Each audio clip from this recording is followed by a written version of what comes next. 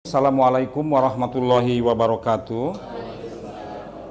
Alhamdulillahirrabbilalamin wa bihi nasta'in wa ala umuri dunya waddin. Wassalatu wassalamu ala asyrofil anbiya'i wal mursalin wa ala alihi wa sahbihi ajmain. Pak Dr. Iswan, Kang Iwan ya.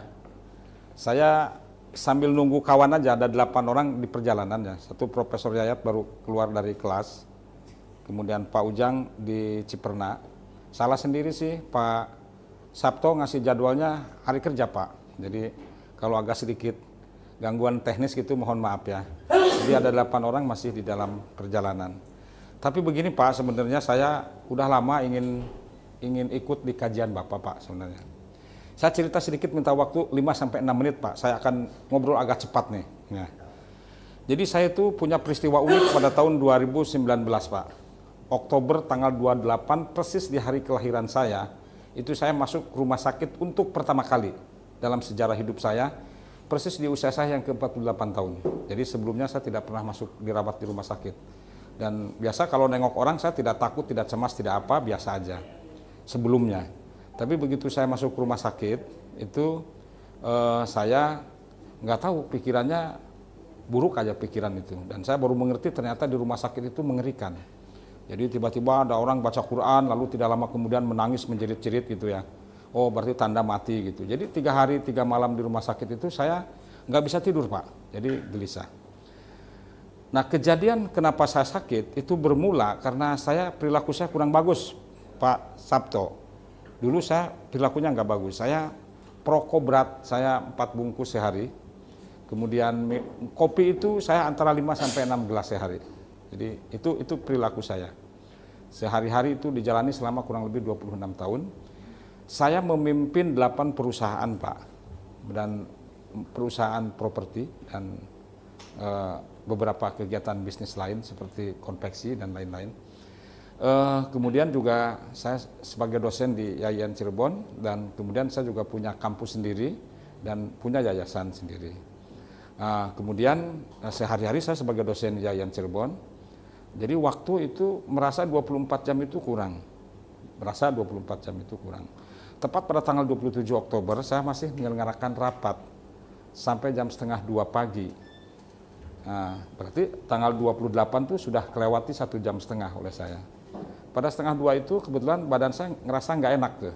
Ngerasa nggak nyaman badan tuh. Saya akhirnya nyuruh sama si bibi waktu itu yang ada di rumah saya untuk membuatkan jahe, kunir sama bawang merah. Mungkin komposisinya yang tidak tepat. Sorry, bawang putih. Mungkin komposisinya nggak tepat. Saya minum itu, tidur saya dengan pulas. Subuh saya bangun. Berarti kurang lebih tidur jam 1:30, mungkin jam 2 lah masuk di kamar. Jam 2, jam 3, jam 4, 4:30, 2 jam setengah.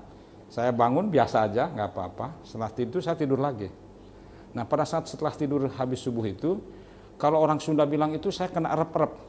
Jadi kena arep-arep gitu ya. Saya bangun sekaligus gitu, kena arep-arep gitu. Nah tiba-tiba lutut saya tuh kayak bergoyang Pak.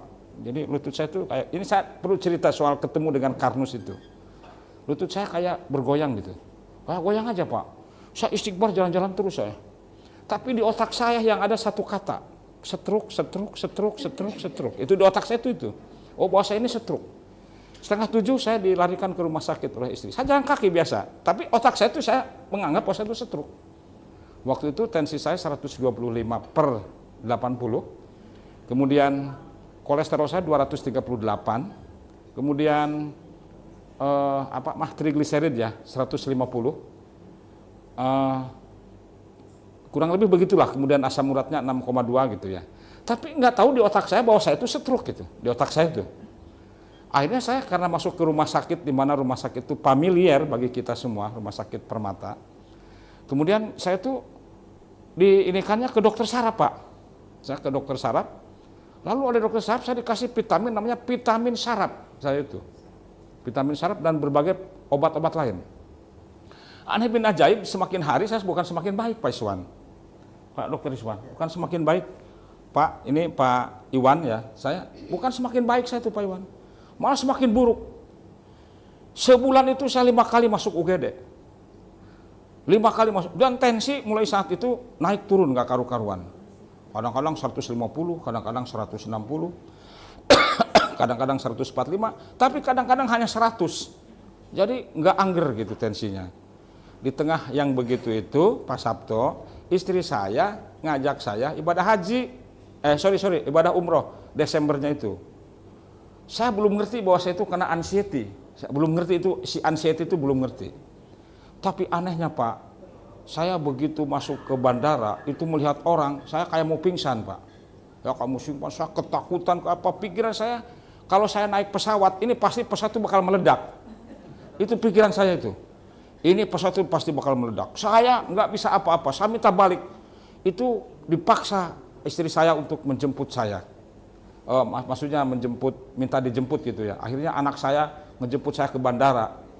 Tapi rupanya istri saya doanya lebih dikabul Tuhan daripada saya gitu kan. Akhirnya saya bisa berangkat dengan naik kursi roda Pak Iwan ini saya cerita naik kursi roda. Itu saya di Mekah berdoa, katanya di Mekah itu tempat di mana doa-doa itu dikabulkan. Saya juga percaya itu. Tapi itu tidak mengurangi ketakutan dan kecemasan saya. Saya takut, cemas, enggak tahu perasaan saya mau mati, tidak ada kata lain kecuali mati. Lihat orang gila, saya seperti mau gila. Lihat jembatan, seperti jembatan itu mau rubuh. Ini saya kenapa? Saya akhirnya enggak karu-karuan. Dan nambah gila lagi saya, karena saya mulai senang buka YouTube tentang kesehatan. Dari mulai dokter Jadul Akbar, dokter Agus, macam-macam, itu saya lalap di dalam YouTube. Setahun lewat saya nggak ngerti juga. Akhirnya Profesor Yayat yang lagi di perjalanan nyaranin ke saya sama almarhum Pak Abu Khair, wayahna cenah datang ke psikiater cenah gitu ya. Wayahna datang ke psikiater. Saya bilang, masa ke psikiater? Saya bukan orang gila. Saya bilang, saya normal aja. Saya bilang gitu. Masa saya ke psikiater? Saya nggak percaya itu. Pak Yayat, rupanya Pak Yayat sudah lebih dulu tuh yang juga mau hadir. Dia langganan psikiater dia. Rupanya itu. Pak Abu juga sama langganan psikiater. Waduh, saya ke psikiater, gila dong aku ini. Pikiran saya begitu, gitu ya. Lama perjalanan, tiba-tiba saya bertemu dengan YouTube-nya Profesor Nursam. Profesor Nursam, Sekjen Kemenag. Masa Profesor Nursam bohong, saya bilang gitu kan ya. Saya dengerin lah Dokter Nursam itu. Akhirnya saya berkenalan dengan Karnus, tuh Pak. Nggak tahu nih, namanya tuh Cak Cipto yang saya cari tuh namanya tuh siapa yang bisa saya komunikasi soal Karnus ini gitu kan. Saya ketemu dengan namanya Cak Cip Pak. Dikirimlah saya itu alga sereal sama algati. Begitu saya minum, singkat cerita aja, begitu saya minum alga sereal Pak, yang terjadi perut saya membesar Pak. Perut saya tuh membesar. Waduh ini Pak Nursam ini membunuh saya ini kan. Saya makin takut Pak, makin takut, makin cemas. Akhirnya saya berhenti, nggak minum lagi. Setelah begitu, monggo Pak, ini Pak Asep bersama istri, berarti tinggal 6 orang lagi nih. Silakan Pak Asep. Memang ini sengaja saya agak dilambatin dikit supaya pas nanti. Kasihan soalnya ilmunya Pak. Setelah begitu saya terus mendengarkan Bapak tuh, ya, mendengarkan Pak Iwan cerita tuh, dari mulai anak kecil yang kena kanker, ya. Saya berpikir juga Pak, itu buruk juga saya. Waduh, jangan-jangan lambung saya kanker juga nih. Jadi saya tuh pikirnya begitu. Begitu cerita banyak kan, macam-macam itu yang sembuh diabetes macam-macam, pikiran macam-macam. Muncul terus begitu. Akhirnya saya nyoba lagi bulan puasa. Saya telepon lagi Cak Cip itu. Om, kata aku, kalau saya minum ini sebenarnya kok begini? Oh Pak, kalau untuk yang pertama disaring dulu. Kamu kenapa nggak ngomong dari kemarin? Kata saya gitu ya. Akhirnya saya saring Pak. Saring. Oh ya, enggak juga nih, enggak penuh tuh perut saya. Jadi saya minum tuh pagi setengah, sore setengah disaring Pak. Kurang lebih mungkin sebulan setengah-setengah disaring aja dulu oleh saya. Saring. Nah setelah begitu saya agak mending. Akhirnya saya berani satu, pagi satu, sore satu. Tidak disaring Pak. Berikutnya itu oleh saya tuh. Tapi saya minum, kalau istri saya minum algati nggak apa-apa. Saya Pak itu mencret iya, macam-macam iya Pak. Begitu minum algati, waduh ini gangguan lagi ini saya. Nah, terus tapi saya dengar cerita bahwa unggulan dari produk Karnus itu adalah algati. Saya ikuti terus itu, si algati itu saya minum terus Pak sampai hari ini. Kalau dihitung saya nggak tahu berapa puluh dus tuh yang namanya alga sereal, bisa dilacak di Pak Rahmat Mampa atau di Pak Cakcip tuh. Dokumen pengiriman ke rumah saya soal Algaserel sama Algati. Saya perlu menyampaikan soal ini kepada bapak-bapak dan ibu-ibu. Saya merasa ini ada sesuatu yang bermanfaat. Insya Allah saya tidak punya pretensi apapun.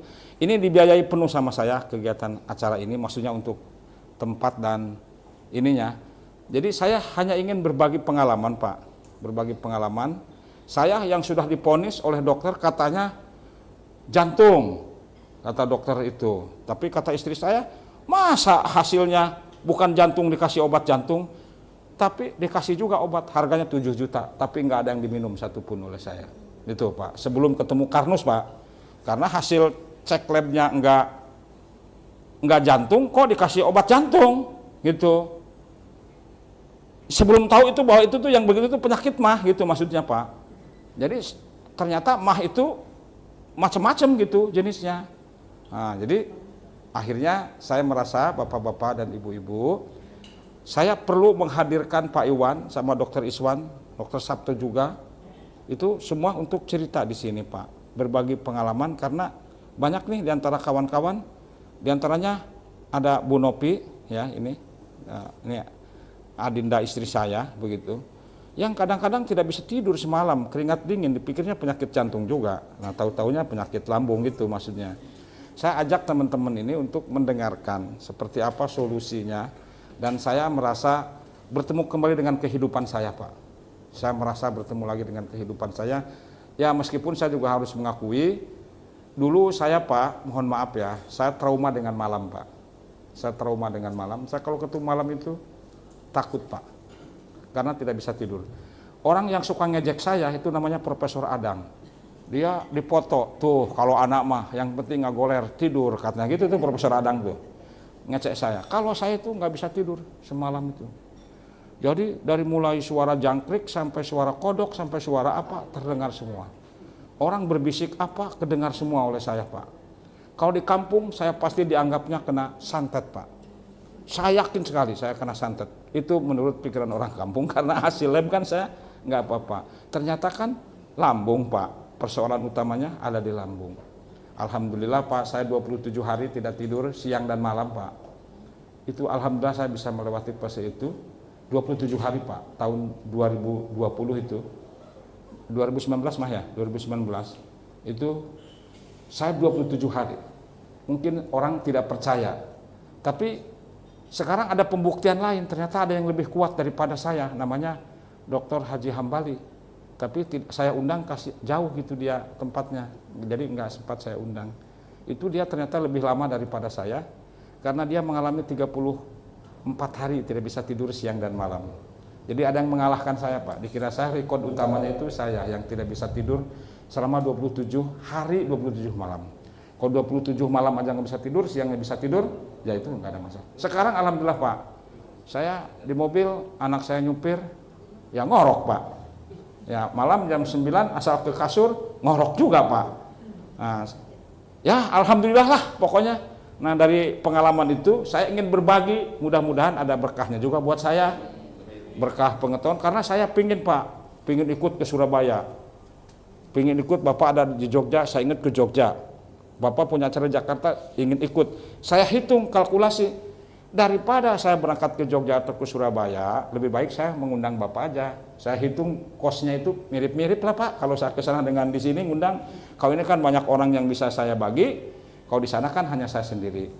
Itu motivasinya Prof Maman tuh ada saya profesor, orang yang melahirkan banyak profesor namanya Profesor Maman. Nah ini ada Profesor Adang sama juga begitu. Jadi itu profesor senior. Ada Pak Kiai Haji Maman. Ini penemu membaca kitab kuning cepat Pak. Nah ini nanti sebentar lagi ada Profesor Yayat, ada lagi Profesor Suklani yang hadir lagi di perjalanan menuju sini. Ada 6 orang lagi yang belum hadir sesuai dengan undangan. Saya menghitung ada 19 orang.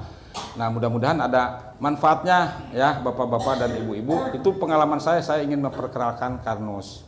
Alhamdulillah yang pedas bisa saya makan Pak sekarang. Yang masih kadang-kadang gangguan, makan yang terlalu kecut Pak. Jadi saya kalau makan manggis sampai 5 biji kuat Pak. makan danas sekarang udah bisa Pak. Tapi kalau sudah makan danas, makan itu juga, manggis juga, baru perut saya ada gangguan Pak. Nah, itu masih adaptasi Pak. Dan kadang-kadang malam masih kadang-kadang muncul Pak, sewaktu-waktu. Tapi tidak rutin kayak dulu. Bapak-bapak, ibu-ibu, itu yang ingin saya perkenalkan kepada Bapak semua. Dan alhamdulillah tensi saya yang tadi suka naik turun itu ternyata cemas tuh sangat besar sekali pengaruhnya. Alhamdulillah sekarang Pak, saya normal. Saya berterima kasih kepada Allah Subhanahu wa taala yang telah mengizinkan saya sehat kembali, dan berterima kasih juga telah berkenalan dengan Bapak. Saya baru hari ini ketemu dengan Pak Iwan, bertemu dengan Pak Iswan, bertemu dengan Pak Sabto, dan reng-rengannya Pak Angga baru ketemu pada hari ini. Terima kasih Pak atas berbagai halnya, ilmunya dan lain-lainnya.